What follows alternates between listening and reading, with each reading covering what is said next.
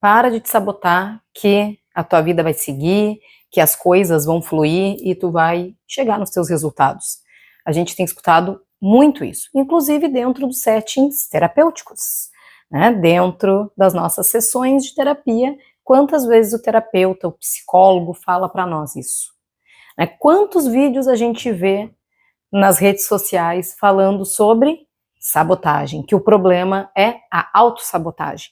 Só que como que a gente para de se sabotar se a gente não sabe o que é que está nos sabotando?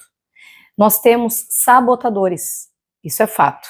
Sabotadores que são desenvolvidos principalmente na nossa infância e no início da nossa adolescência para lidar com os nossos conflitos emocionais, pois nós não temos maturidade suficiente ainda para entender, né, essa questão de mundo na infância, principalmente, entender o sofrimento daqueles eventos traumáticos.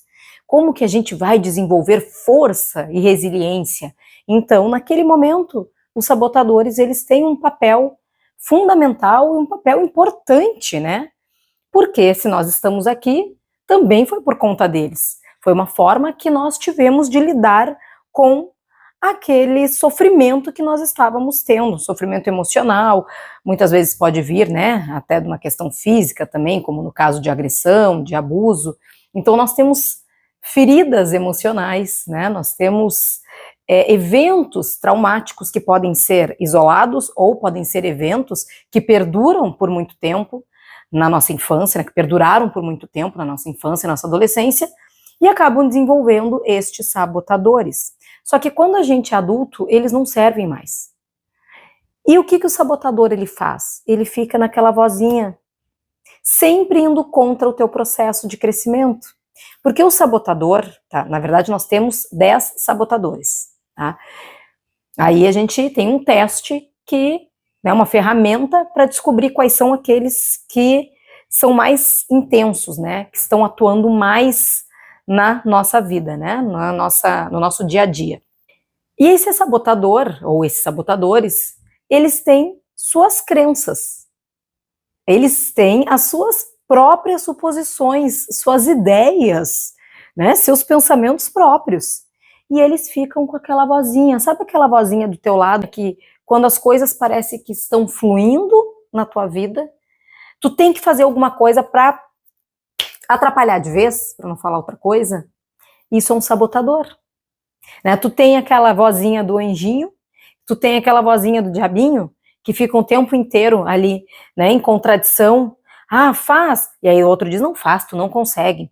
Vai lá, vai, entra na academia, tu vai te dar bem na academia. Tu vai conseguir emagrecer, porque tu vai estar te exercitando. E aí o outro diz assim, não vai. As pessoas vão te olhar na academia, vão rir de ti, porque tu tá acima do peso. Primeiro que tu tem preguiça, né? Tu nunca foi numa academia, tu acha que tu vai ficar lá, quanto tempo tu vai te matricular e vai só gastar dinheiro. Isso é um sabotador. Só que todo sabotador, ele tem, né, um motivo, um ponto de partida para ele se desenvolver, né, em relação a essas feridas emocionais que nós tivemos. Quais são as tuas feridas e quais são os teus sabotadores originados dessas feridas? Né? Como, o porquê que eles acabaram se desenvolvendo em ti? Eu fiz isso comigo. Quando eu comecei a me relacionar com o Leandro, eu tentei sabotar por todos os lados o nosso relacionamento. Uma pessoa legal que eu tinha encontrado, aquele cara, a moda antiga que a gente não tem, o Leandro é assim, né, um cara trabalhador, que me dava segurança, que gostava de mim, que apostava em mim. Porém, a minha infância, né, na minha infância, o relacionamento dos meus pais não foi um relacionamento saudável. Meu pai era pra lá de sem vergonha, né? Não tenho problema nenhum, não tenho rancor nada dele, pelo contrário, admiro muito ele, admiro muito minha mãe também, mesmo ela tendo passado por situações, e que eu entendo o motivo dela ter passado, que não foram legais, ter aguentado lá no osso, é um motivo a mais ainda de, né, de olhar para ela e admirá-la. Mas, né, fazendo um recorte só desse evento, eu olhava para os homens e achava que eram primeiro todos iguais, tanto é que eu fiz até terapia para ciúmes, né? Então olha só, tive que fazer terapia para ciúmes. E um outro ponto, porque eu dizia assim, eu nunca vou casar, porque eu acreditava que casamento não iria dar certo e porque eu achava que eu seria controlada. E eu não quero ser controlada. Né? Eu falava, eu vou ser sozinha. E aí vem aquela crença até do feminismo, né, que para mim não serve para muita coisa, mas enfim, né, só afasta a gente de pessoas legais, né, nós mulheres, de termos bons relacionamentos, né, faz com que a gente sabote, que é isso aí. Ah, tu tem que ser independente, isso aí, tu não precisa de homem para nada. Isso ficava na minha cabeça, isso era sabotagem.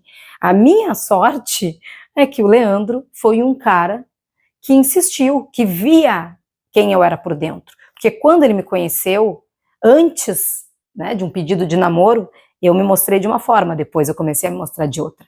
E quando eu perguntei para ele o porquê que ele estava comigo, por que ele tinha ficado comigo, passando por muita coisa que ele passou aí, das quais eu não me orgulho, né, do meu comportamento, da minha hostilidade, da minha agressividade. Quando eu perguntei isso para ele, o que ele me respondeu?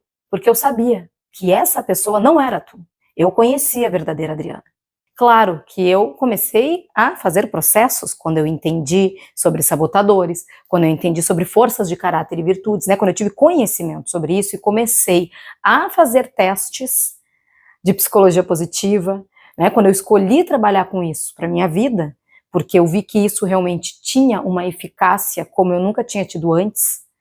Claro que a gente pode trabalhar com psicologia positiva dentro de várias abordagens.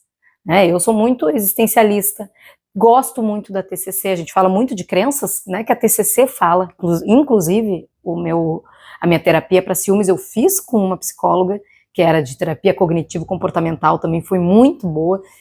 Só que a psicologia positiva, para mim, ela é uma forma de autoconhecimento que eu nunca tinha encontrado antes. Né, que eu nunca tinha tido esse acesso. E quando a gente fala sobre os sabotadores, a gente está falando sobre autossabotagem, é a gente entender, né, conhecer quem é o sabotador que está prejudicando o nosso caminho. É conhecer quem é que está indo contra ti no teu processo de crescimento, nas tuas realizações.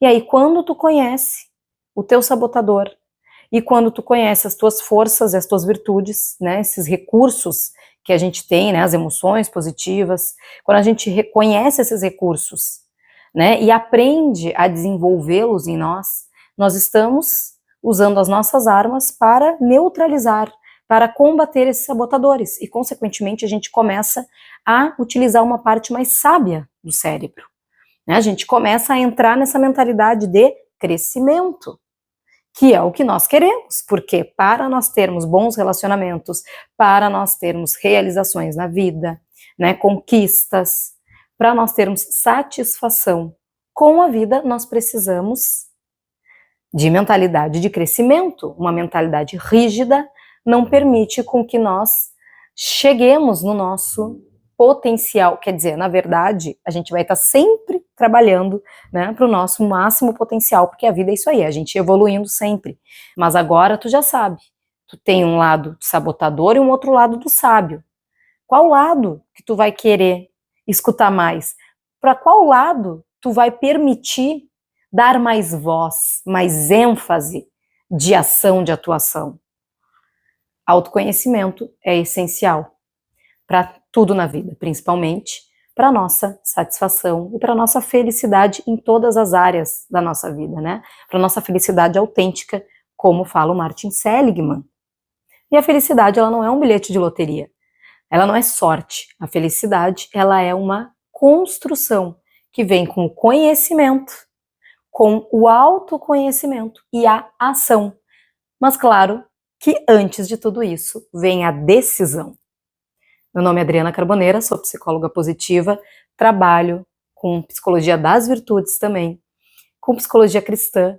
Muito obrigada por ter ficado comigo até aqui. Se eu te ajudei de alguma forma, se eu elevei um pouquinho da tua consciência, toquei o teu coração, curte esse vídeo, compartilha com outras pessoas, para que elas possam ter acesso a esse conteúdo também, para que elas possam começar sua jornada de transformação. E assim também tu me ajuda na minha missão, que é florescer, né? Ajudar a ser uma agente do florescimento desse jardim tão lindo de Deus. E também te inscreve aqui no canal, que mais conteúdos como este, e muito mais, né, virão. Fica com Deus, com Jesus Cristo, Nossa Senhora. Um forte abraço e até mais.